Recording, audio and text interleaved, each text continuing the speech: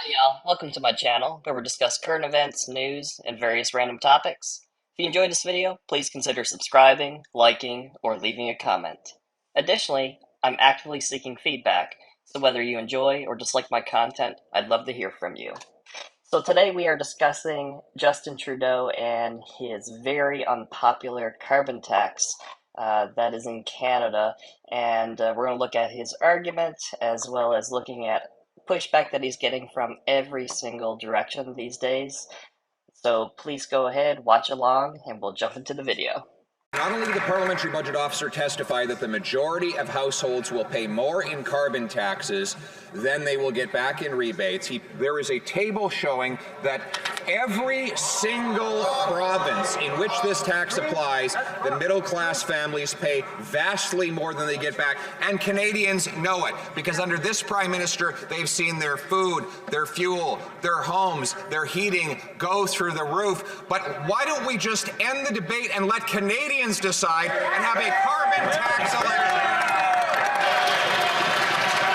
The parliamentary budget officer clearly spelled out that 8 out of 10 Canadian families in areas where the price on pollution applies get more money back every year than they pay in the price on pollution.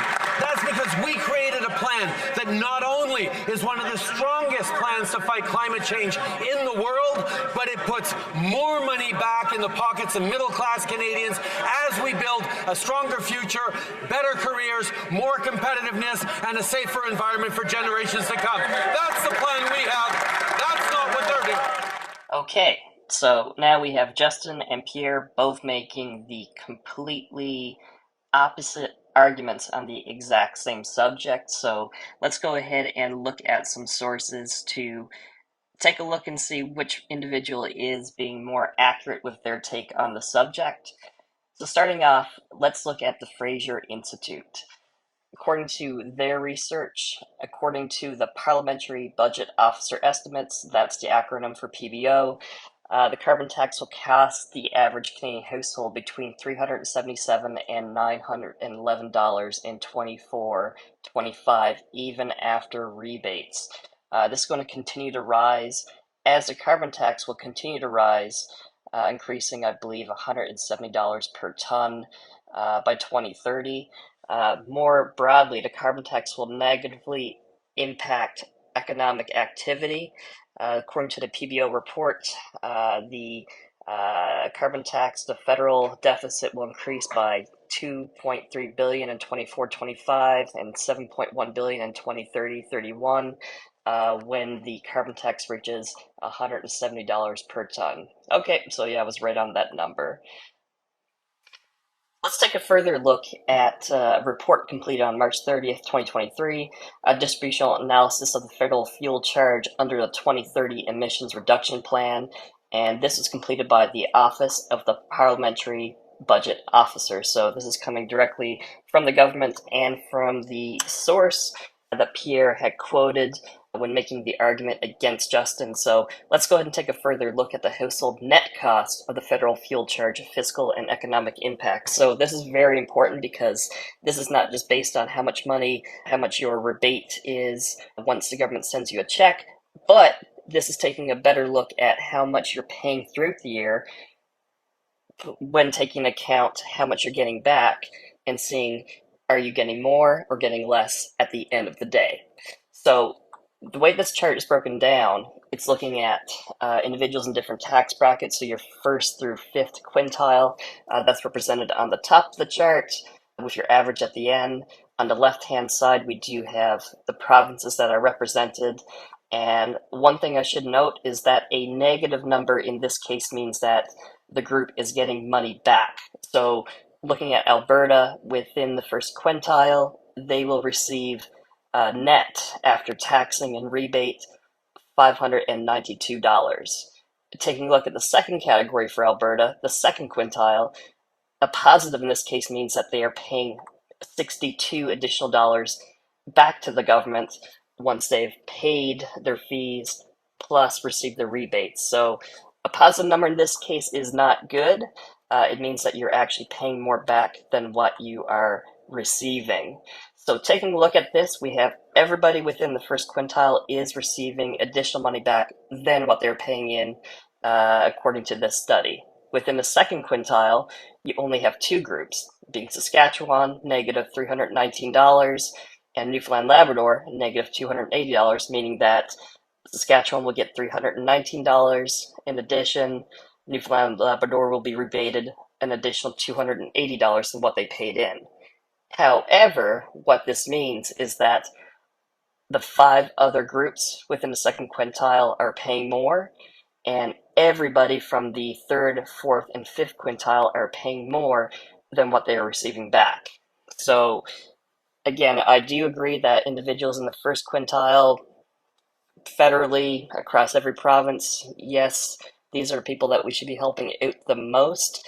However, the argument today is not who's paying more, exactly how much is being paid out versus paid in.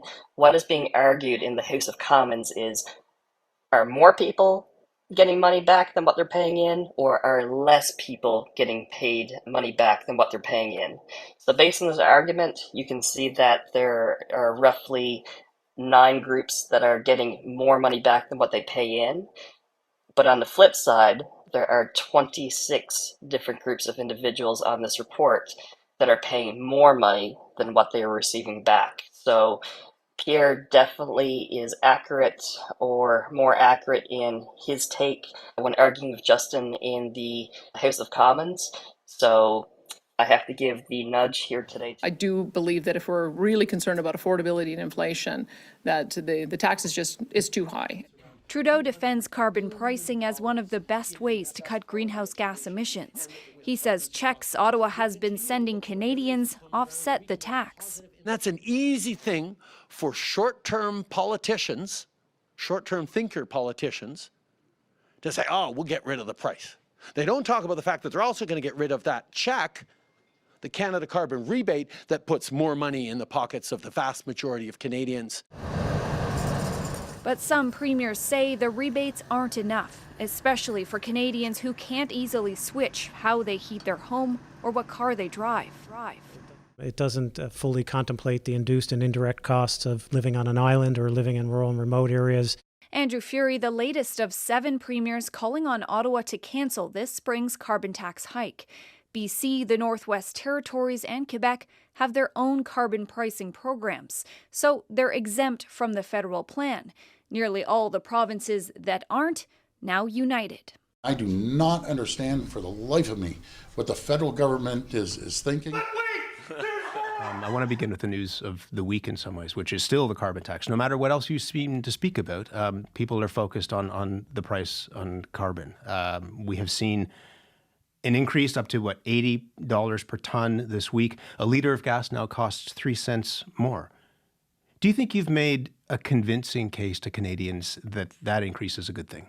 Well, I think we can put the case aside for a second and let's talk about the actual policy. The case matters because people are protesting, wondering whether this actually works for them. Of course the case matters, but let's make sure we're talking about the same thing.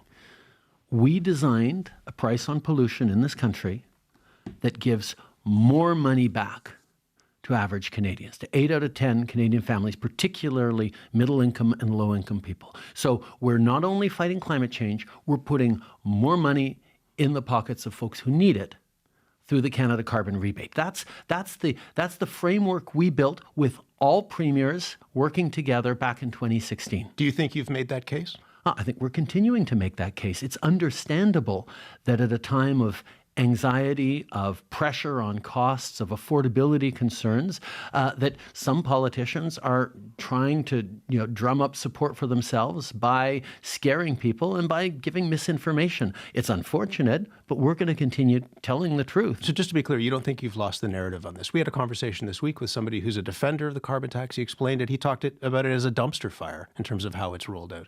You don't think you've lost the narrative on this? I think what we've actually done in the policy it is helping Canadians. Now, the fact that Conservative premiers or the Conservative leader of the opposition wants to take away those supports for Canadians, that's something that people need to hear, and that's not something that they're talking about. So we're continuing to talk about the fact that they have no plan to fight climate change and no plan to keep supporting people with affordability. Of course, it's not just Conservative premiers, though. It's Wab Kinew in Manitoba. It's a fellow Liberal in Andrew Furey in Newfoundland and Labrador. What would it take for them to convince you that this is not the right policy? Thank you for watching until the end, everyone. That wraps up today's video. Please don't forget to subscribe, like, or leave a comment. Your feedback plays a crucial role in shaping the topics and subjects I'll cover in the future. Take care, and we'll see you next time.